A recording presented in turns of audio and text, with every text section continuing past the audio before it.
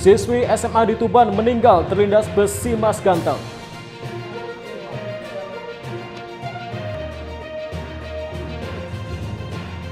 Berusia 106 tahun kakek di Jombang masih sehat dan normal.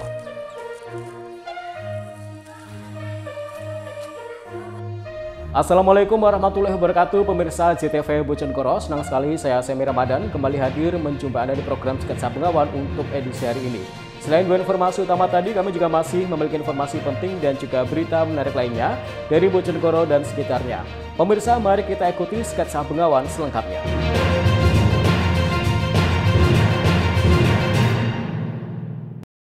Pemirsa, kita awali informasi yang pertama. Warga di Kabupaten Tuban digegerkan dengan penemuan mayat tertimpa reruntuhan atap gubuk.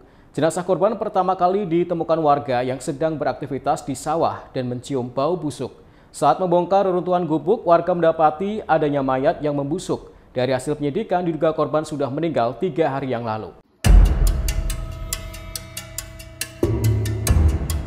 Warga desa Magersari, Kecamatan Pelumpang, Kabupaten Tuban, pada Rabu sore digegerkan dengan penemuan mayat seorang pria di area persawahan. Jasad korban ditemukan tertimpa puing-puing bangunan gubuk kayu yang telah roboh. Penemuan ini bermula saat warga mencium bau busuk menyengat di bawah gubuk yang ambruk. Kemudian warga berusaha membongkar reruntuhan atap gubuk dan mendapati seorang pria tewas membusuk dalam kondisi tertelungkup. Selanjutnya warga melaporkan kejadian ini ke pihak kepolisian. Setibanya di lokasi, petugas kepolisian langsung melakukan identifikasi dan mengumpulkan sejumlah barang bukti. Dari hasil penyidikan, korban diduga sudah meninggal selama 3 hari yang lalu. Korban diketahui bernama Darkan, 58 tahun, warga Dusun Cuwet, Desa Magersari, Kecamatan Pelumpang. Kebetulan di Desa Magersari hari ini kan dalam bulan-bulan ini kan musim panen, ya musim panen, jadi banyak warga yang kegiatannya aktivitas di sawah. Nah, kok dari warga itu ada bau yang aneh gitu loh. Nah, kebetulan di situ ada gubuk tapi posisinya rubuh. Nah, gubuk yang di sawah berbentuk rumah kecil atap genteng ya. Nah, bukan atap sing dari jerami, atap genteng.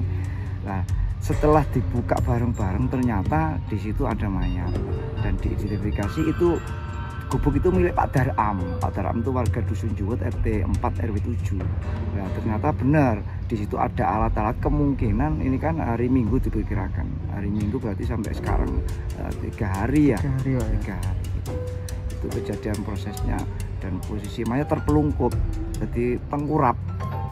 Karena tidak ditemukan adanya tanda-tanda kekerasan pada tubuh korban, jenazah langsung dimakamkan oleh warga setempat lantaran korban hidup sebatang kara. Siki Muhammad, Husni Mubarak, JTV, Tuban. Tim SAR gabungan mengevakuasi sesosok jenazah pria yang ditemukan mengambang di aliran Sungai Bengawan Madiun. Kuat dugaan jenazah tersebut merupakan warga yang sehari sebelumnya dilaporkan hilang. Teka-teki keberadaan Saman 68 tahun warga desa Purwosari, Kecamatan Kuadungan yang dilaporkan hilang akhirnya terungkap.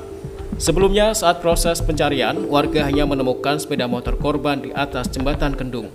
Sehari proses pencarian, tim SAR gabungan pada Rabu petang menemukan jenazah yang mengambang di aliran Bengawan Madiun yang selanjutnya dilakukan evakuasi pada jenazah. Kepala Desa Purwosari Suyono membenarkan jika jenazah yang ditemukan di aliran Bengawan Madiun merupakan warganya yang hilang. Hal ini sesuai dengan ciri-ciri korban saat meninggalkan rumah, termasuk diperkuat dengan keyakinan salah satu anak korban yang melihat langsung proses evakuasi. Untuk hasil identifikasi menurut dari pihak keluarga dan yang menurut saya kenal sehari-hari, itu memang benar itu adalah korban bernama warga saya, yaitu Bapak Saman, yaitu dengan celana training warna coklat dan kaos hitam bermotif batik. Itu kemarin yang menjeburkan diri ke Bengawan Madiun dengan meninggalkan sepeda motor itu, Bang, ya? Iya, betul. Itu meninggalkan sepeda motor di Desa Kendung di jembatan. Itu di sebelah mana, Pak? Titik ditemukannya? Ditemukannya di jembatan Jetak Ring Road. Awal ditemukan mungkin mengambang atau seperti apa, Pak? Awal mengambang mulai di aliran Sungai Bengawan Madiun di Balu. Jenazah selanjutnya dibawa ke Rumah Sakit Umum Daerah Dr. Suroto Ngawi untuk dilakukan visum, yang kemudian diserahkan pada pihak keluarga untuk dimakamkan di tempat pemakaman umum desa setempat. Kita mendapatkan informasi, kita langsung bekerja sama dengan tim SAR dari Ngawi, langsung mendatangi lokasi untuk evakuasi mayat, langsung kita bawa ke rumah sakit. Korban siapa dan bukan? Korban sementara kita duga dari jembatan Kendung. Oh, yang sengaja bunuh diri itu ya, yang meninggalkan motornya itu? Masih dalam pemantapan, jadi diduga mungkin seperti itu. Ita Wahyu, CTV Ngawi. Pemirsa, hendak menyalip dari sisi kiri, siswi SMA di Kabupaten Tuban tertabrak besi mas ganteng dan tewas di lokasi kejadian. Korban meninggal dunia setelah mengalami benturan keras di bagian kepala. Seorang pelajar SMA Negeri 4 Tuban berinisial AFR, 17 tahun, gadis asal Desa BC, Kecamatan Cinu, Kabupaten Tuban, meninggal dunia usai terlindas minibus feeder si Mas Ganteng saat pulang sekolah. Tepatnya di Jalan Sugiwaras, Kecamatan Cinu, Kabupaten Tuban pada Rabu sore. Kejadian bermula saat korban yang mengendarai sepeda motor Aerox dengan nopol S3029EAH berjalan dari arah timur ke barat. Saat berusaha mendahului minibus feeder si Mas Ganteng dengan nopol S1125EP yang dikemudikan Nur Kasan dari sisi kiri, kendaraan korban terjatuh dan tertabrak bus yang disalipnya. Akibatnya korban meninggal di lokasi kejadian usai terlindas bus si Mas Ganteng. Menurut Kanit Gakum Satlantas Polres Tuban, korban meninggal dunia setelah mengalami benturan keras di bagian kepala. Selanjutnya, jenazah korban dilarikan ke kamar jenazah Rumah Sakit Umum Dr. Kusma Tuban. Kecelakaan pada hari Rabu tanggal 21 Mei pukul 15.30 terjadi di wilayah hukum Tuban, TKP-nya di Desa Sugiwaras, Kecamatan Jenu. Untuk kronologi kejadian, semula kendaraan Yamaha Aerox ini yang dikemudikan oleh Aura Fitria Ramadhani berjalan dari arah timur ke barat. Saat mendahului kendaraan Suzuki minibus yang dikemudikan Nur Kasan ini berjalan searah di depannya, tidak mampu mengendalikan diri, mengemudikan kendaraan, akhirnya terjatuh ke kiri sehingga mengalami kecelakaan lalu lintas dengan kendaraan Suzuki tersebut yang mengakibatkan dari Aura Fitria ini mengalami luka-luka. Itu berjalan searah berarti? Berjalan searah, kemudian menyalip dari sisi kanan. Itu jatuhnya kenapa ini? Jatuh ini karena kurang menguasai diri, terjadi selip, akhirnya terjadi benturan dengan kendaraan Suzuki Jari tersebut. Guna kepentingan penyelidikan, petugas Satlantas Polres Tuban mengamankan kedua kendaraan yang terlibat kecelakaan dan meminta keterangan beberapa saksi yang berada di lokasi kejadian. Ziki Muhammad, Husni Mubarak, CTV Tuban. 2.108 peserta berebut 1.507 kursi P3K tahap 2 di Kabupaten Bojonegoro. Informasinya akan kami hadirkan sesaat lagi, tetaplah di Sketsa Pengawan.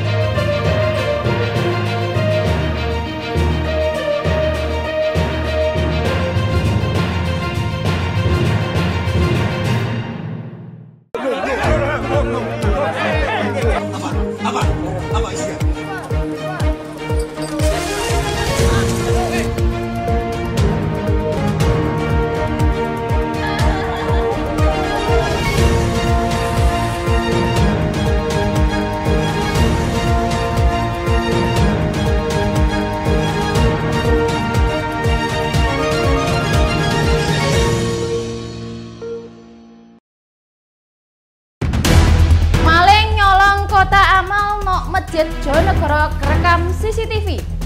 Garangan mlebu kamare warga nok Tuban damkar mudhun kanggo ngamakno.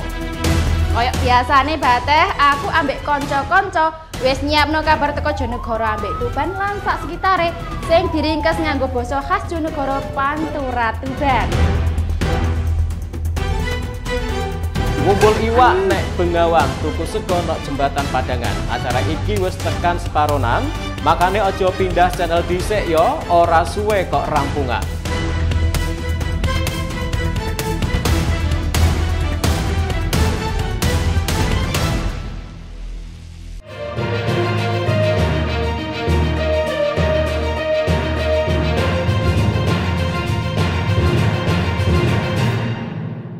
Pemirsa, terima kasih Anda masih di Sketsa Bengawan.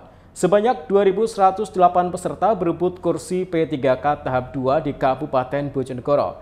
Dengan sisa kuota yang tersedia hanya sebanyak 157 formasi.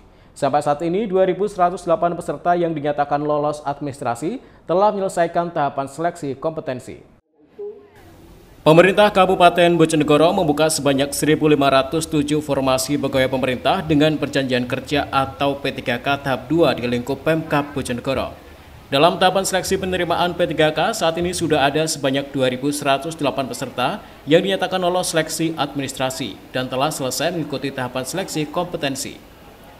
2.108 peserta yang dinyatakan memenuhi syarat pasca sanggah terdiri dari 1.313 tenaga guru, 31 tenaga kesehatan, dan 764 tenaga teknis. Sementara sebelum masa sanggah, total pelamar ada sebanyak 2.270 peserta. Terdiri dari 1.350 calon peserta tenaga guru, 41 tenaga kesehatan, dan 879 tenaga teknis. Pemkab Bojonegoro sendiri membuka 1.507 sisa formasi P3K tahap 2, terdiri dari 769 formasi guru, kemudian 33 formasi tenaga kesehatan, dan 705 kuota formasi teknis. Kepala Bidang Pengadaan, Pemberhentian, dan Informasi Aparatur Badan Kepegawaian dan Pendidikan Pelatihan Kabupaten Bojonegoro, Daniar Surya Adi Permana mengatakan, para peserta telah selesai mengikuti tahapan seleksi kompetensi yang berlokasi di Surabaya, Bandung, Denpasar, Jogja, dan Semarang terakhir pada tanggal 21 Mei 2025. Dari jumlah peserta yang mengikuti seleksi kompetensi di Surabaya, ada 14 peserta dinyatakan tidak lolos karena tidak hadir dalam seleksi. Jadi gini, untuk sisa formasi P3K tahap 2 Kabupaten Bojonegoro itu menyisakan formasi 1.507 formasi yang diikuti oleh peserta yang lolos administrasi itu sejumlah 2.108. Jadi ada 2.108 kemarin peserta yang mengikuti seleksi kompetensi yang tersebar, ada yang di Surabaya, ada yang di Semarang, ada yang di Bandung, di Bali juga ada. Dan untuk formasi Bojonegoro ini terakhir tes kompetensi itu dilaksanakan pada tanggal 21 Mei kemarin, di Semarang itu kemarin terakhir. Jadi saat ini kita tinggal menunggu pengolahan data nilai dari BKN yang kemungkinan akan diumumkan oleh BKN yang lolos itu pada pertengahan bulan Juni besok, itu diumumkan yang lolos. Yang jelas formasi sisa untuk P3K tahap 2 Kabupaten Bojonegoro itu sejumlah 1.507. Pengumuman hasil kelulusan seleksi kompetensi bakal diumumkan sekitar tanggal 16 hingga 25 Juni 2025 mendatang. Edo Jody Aldian, JTV, Bojonegoro. Suasana haru mengiringi pemberangkatan jemaah haji asal Kabupaten Tuban. Isak tangis keluarga serta kerabat pengantar pecah mengiringi pelepasan para jemaah haji ke Tanah Suci. Tahun ini Kabupaten Tuban memberangkatkan sebanyak 1.252 jemaah haji. Sementara satu diantaranya gagal berangkat lantaran dinyatakan sakit 3 hari sebelum pemberangkatan. Isak tangis keluarga pecah saat mengiringi pemberangkatan jemaah haji di Pendopo Krido Manunggal, Kabupaten Tuban pada Rabu siang. Seakan takut kehilangan, para pengantar dan jemaah haji saling berpelukan dan melepas tangis. Namun demikian, mereka tetap harus merelakan kepergian orang tercinta menuju Tanah Suci Mekah. Diketahui pada tahun 2025, Kabupaten Tuban memberangkatkan sebanyak 1.252 jamaah haji yang dibagi menjadi 3 kloter, yaitu kloter 66 sebanyak 10 jamaah, kloter 68 sebanyak 386 jamaah, kloter 69 sebanyak 375 jamaah, kloter 70 sebanyak 376 jamaah, dan kloter 86 sebanyak 107 jamaah dengan gabungan kota lainnya.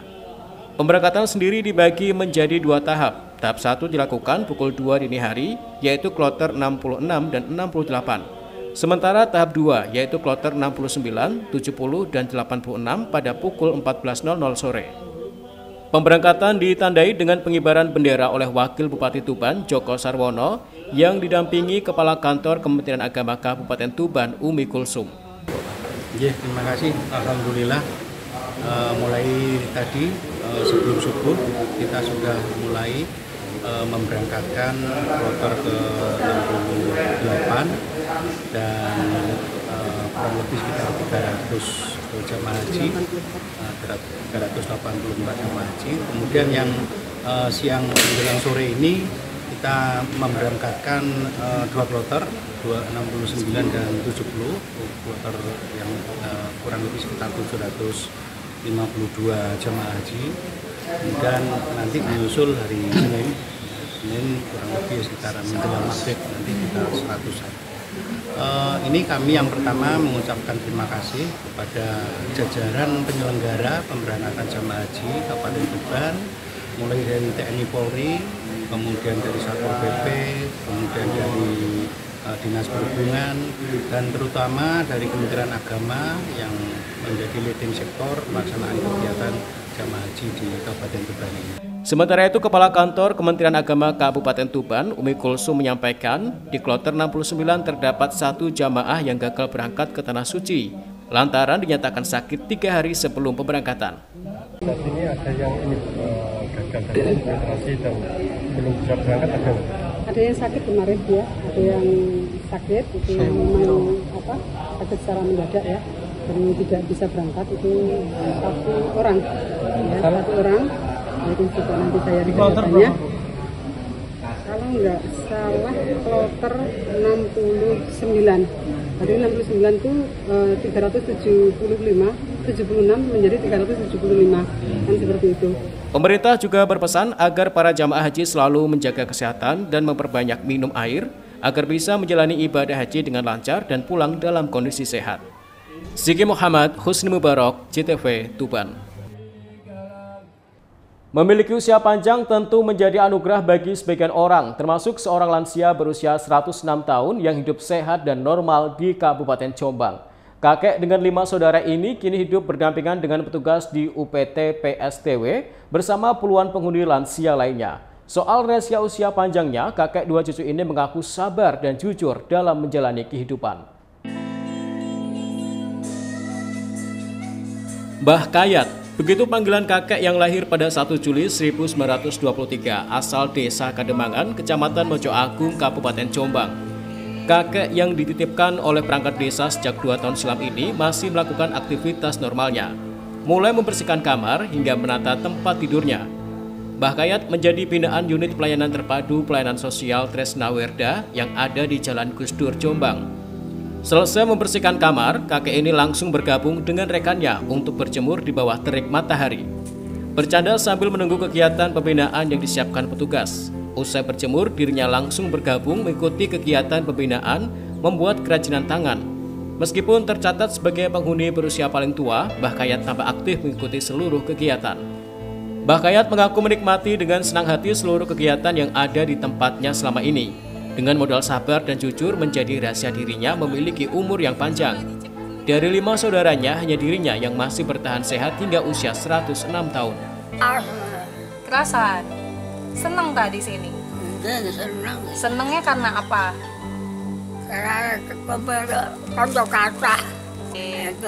Kegiatannya itu Alhamdulillah. 106. Rahasianya nggak ada rahasia apa-apa. Terus? Nggak apa-apa, ketemenan, kejujuran, dan kesabaran. Sementara itu, Budiarjo, PLT UPT PSTW Kabupaten Jombang mengatakan, Mbah Kayat secara administrasi memiliki usia 102 tahun.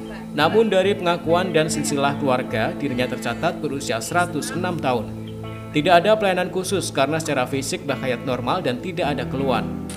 Yang paling tua ya Mbah Kayat ini. Mbah Kayat ini usianya 104 tahun, tapi di KTP. Tapi menurut beliau, dia merasa bahwa usianya ini sudah 106 tahun. Wong adiknya aja di KTP-nya lebih tua. Ya karena mereka masih bisa aktivitas ya, khususnya Mbah Kayat ini masih bisa menjalankan aktivitas sehari-hari. Contohnya bersih-bersih, habis tidur, nata tempat tidur sendiri, mandi sendiri, makan juga masih bisa sendiri. Jadi ya kita layani seperti penerima manfaat yang lain. Di unit pelayanan Dinas Sosial Provinsi Jawa Timur ini tercatat ada puluhan lansia yang menjadi penghuni Wisma. Mereka berasal dari sejumlah kecamatan karena tidak ada yang merawat dan tidak memiliki keluarga. akhirnya dititipkan di lembaga sosial milik pemerintah Provinsi Jawa Timur tersebut. Menjelang hari lanjut usia nasional pada 29 Mei mendatang, seluruh lansia akan dilibatkan dalam kegiatan yang bersifat pembinaan dan hiburan. Saiful Mu'alimin, CTV, Jombang. Musim kemarau basah, masa tanam tembakau diprediksi mundur. Informasinya akan kami hadirkan sesaat lagi, tetaplah di Sketsa Pengawan.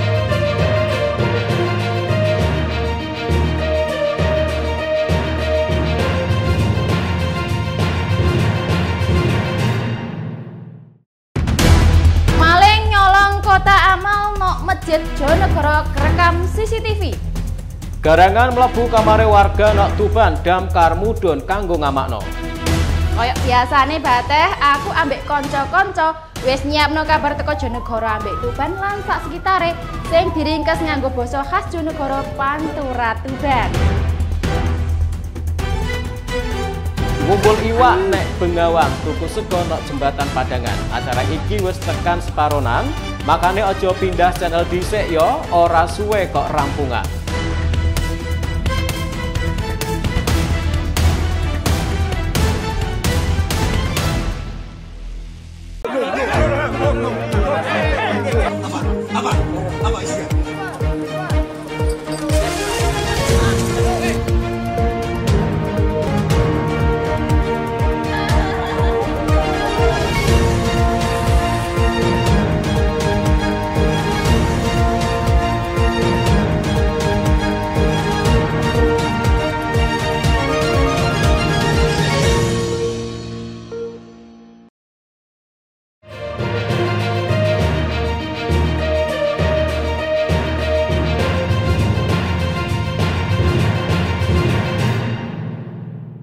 Pemirsa, terima kasih Anda masih di Sketsa Bengawan.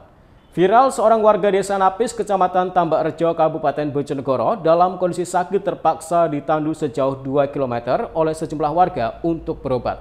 Meskipun cuaca sedang hujan, warga terpaksa mengevakuasi dengan tandu dikarenakan jalan yang tidak dapat diakses oleh kendaraan. Viral video seorang warga desa Napis, Kecamatan Tambak Rejo, Kabupaten Bojonegoro dalam kondisi sakit sedang ditandu beramai-ramai oleh warga setempat untuk mendapatkan pengobatan di rumah sakit. Dalam video berdurasi 1 menit itu memperlihatkan di mana warga secara bergotong royong menandu Miharsih 40 tahun menggunakan kursi panjang yang kemudian dipanggul berjalan sejauh 2 km. Meski dalam kondisi hujan, warga bahu-membahu membawa Miharsih untuk mendapatkan pengobatan ke rumah sakit dengan melalui medan jalan yang berlumpur dan berbatu. Miharsih terpaksa harus ditandu oleh warga lantaran mengidap penyakit sesak nafas dan kondisinya semakin memburuk. Kapolsek Tambak Rejo AKP Nur Sayyid membenarkan jika pada Senin malam sekitar pukul 22 waktu Indonesia Barat, warga dusun Kaligondang, Desa Napis bernama Miharsih ditandu oleh warga sejauh 2-3 km untuk mendapatkan pengobatan.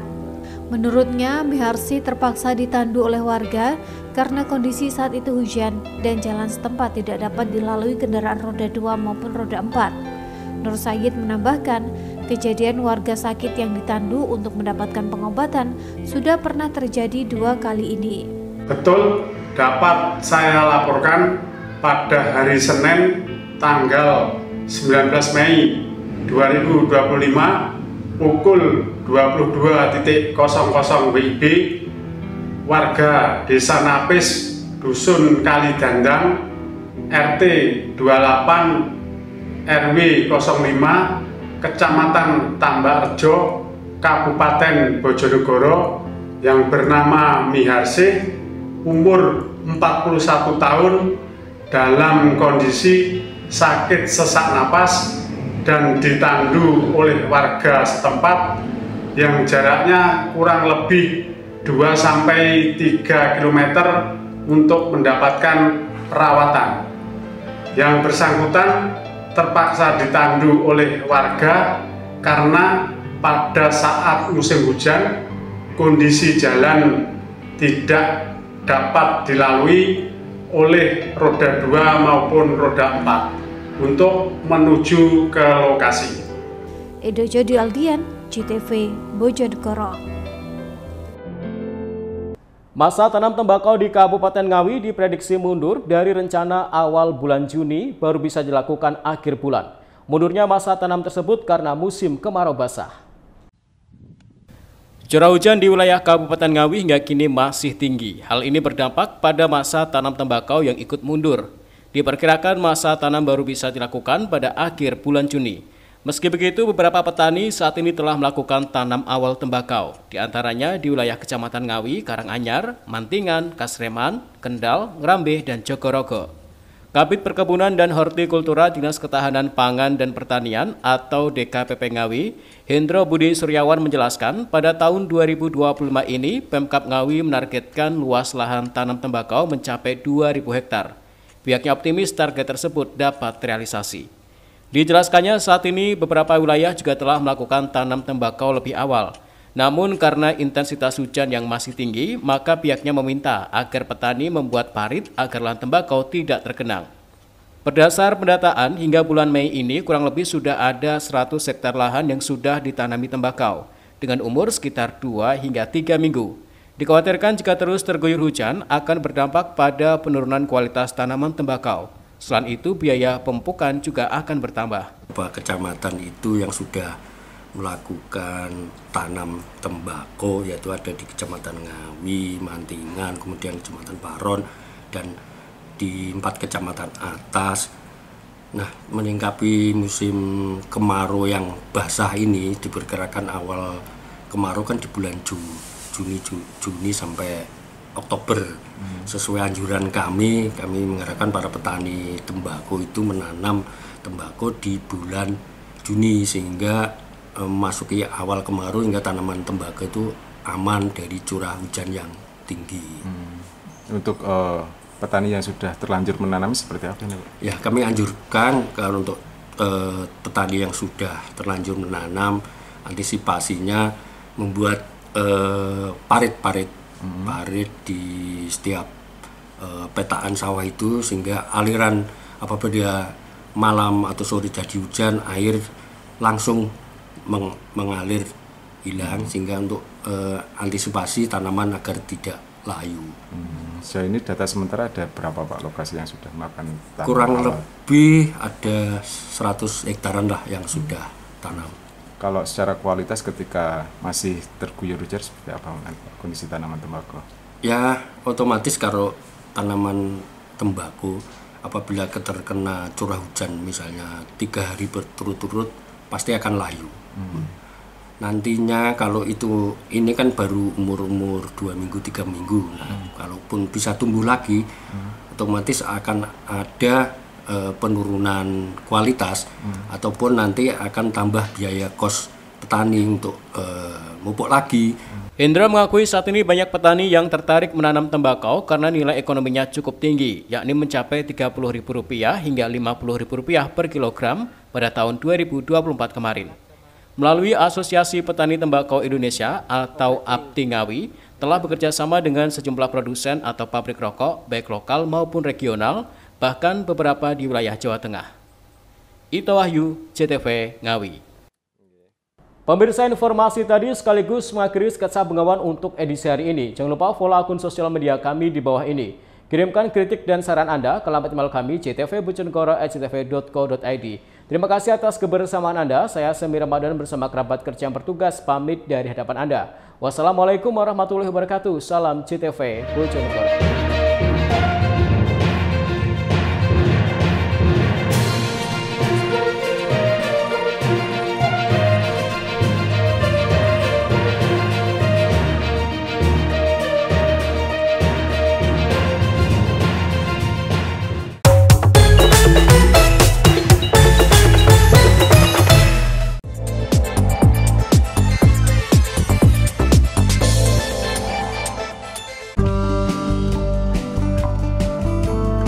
Pemerintah Kabupaten Bojonegoro dan DPRD Bojonegoro menetapkan 2 peraturan daerah dalam rapat paripurna yang digelar di ruang paripurna DPRD Bojonegoro pada Rabu 21 Mei 2025. Dua perda tersebut adalah Perda Perlindungan dan Pemberdayaan Petani serta Perda Pengelolaan Sampah.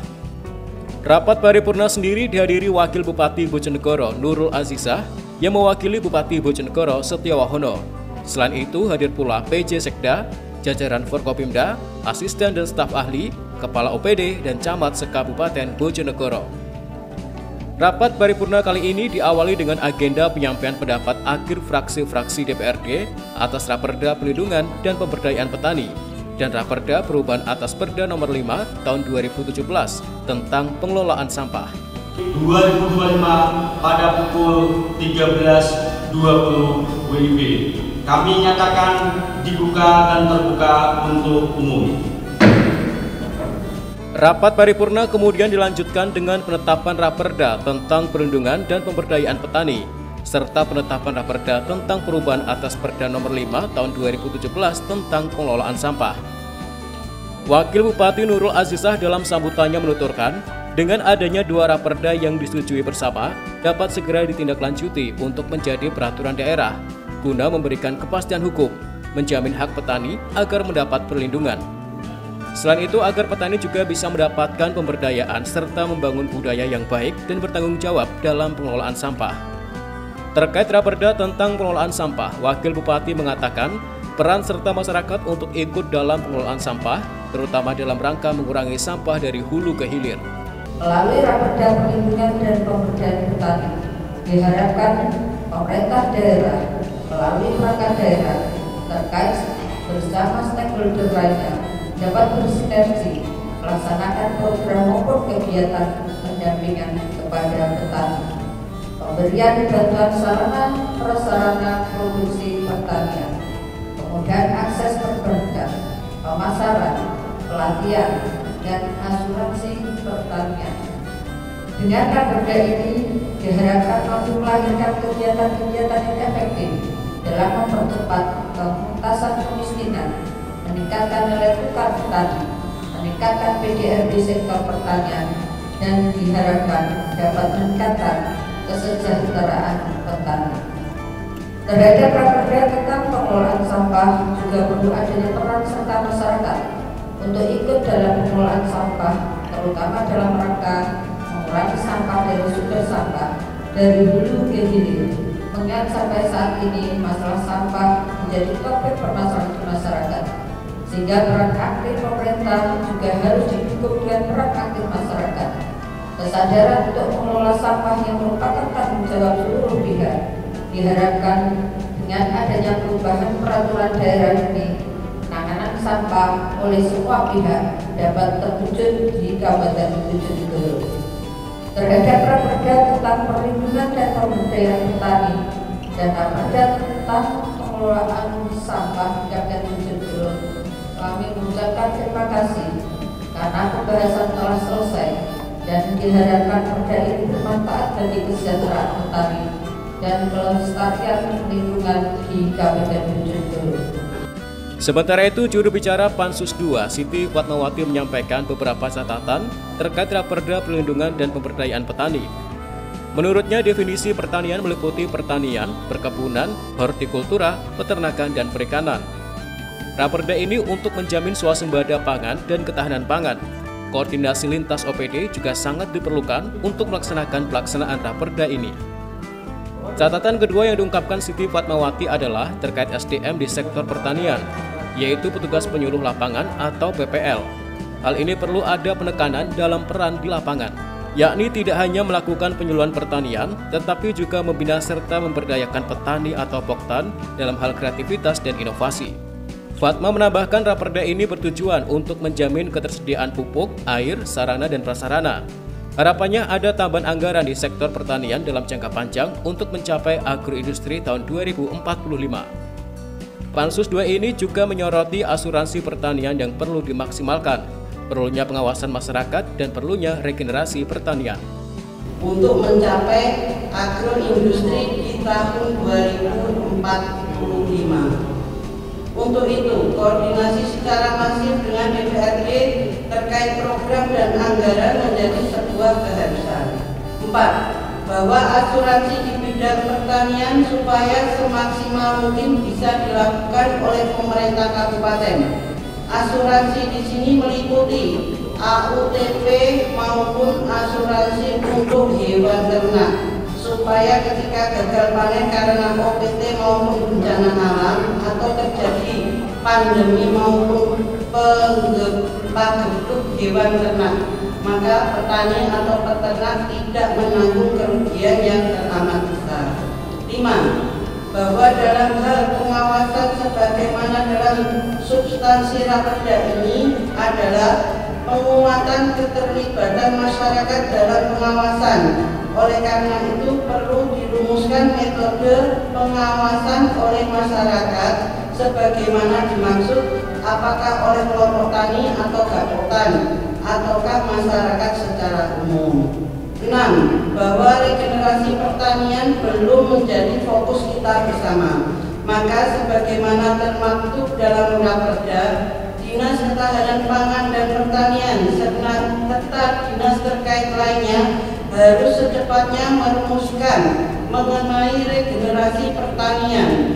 Secara konkret diharapkan melibatkan anak-anak muda dalam teknis pertanian, sebab pelaku pertanian atau petani pada tahun 10 hingga 35 tahun mendatang adalah pemuda saat ini. Maka harus segera dirumuskan sebagai aplikasi dari raperda ini, sebab harus ditanamkan dalam pikiran kita bersama bahwa petani adalah penyangga tatanan negara Indonesia. Hadirin rapat dewan yang kami hormati, dengan mempertimbangkan pendapat akhir fraksi-fraksi DPRD Kabupaten Bojonegoro pada rapat paripurna yang secara mayoritas dapat menerima dan menyetujui ditetapkannya rancangan peraturan daerah tentang perlindungan dan pemberdayaan petani untuk ditetapkan menjadi Peraturan Daerah Kabupaten Bojonegoro tahun 2025. Maka dengan mengucap Bismillahirrahmanirrahim, Panitia Khusus 2 DPRD Kabupaten Bojonegoro dapat menerima dan menyetujui sekaligus merekomendasikan kepada rapat paripurna ini untuk menyetujui dan menetapkan rancangan peraturan daerah tentang perlindungan dan pemberdayaan petani untuk ditetapkan menjadi Peraturan Daerah Kabupaten Bojonegoro tahun 2025. Samsul Alim, Yanto, CTV, Bojonegoro.